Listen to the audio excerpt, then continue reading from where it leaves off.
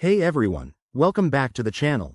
Today, we're diving into a super practical tutorial, how to add your Exness account to TradingView in 2025. If you're a trader looking to streamline your workflow, connecting these two platforms is a game changer.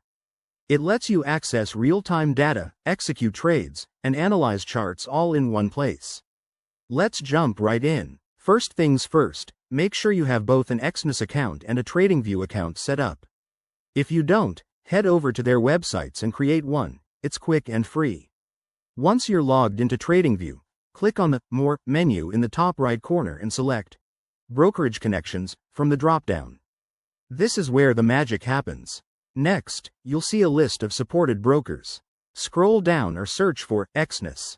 If it's not immediately visible, don't worry. TradingView updates frequently, especially by 2025, so it should be there. Click on Exness to start the integration process. Now, you'll need your Exness API keys. Log into your Exness dashboard, go to the API section, and generate a new key if you haven't already.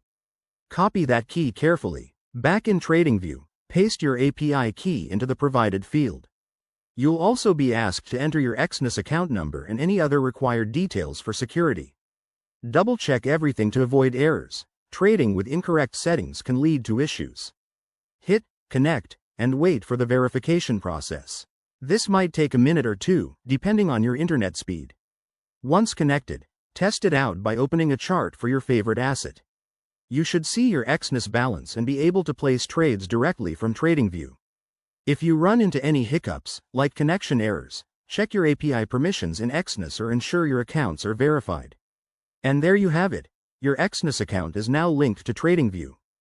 This setup will save you tons of time and help you make more informed decisions in 2025's fast-paced markets.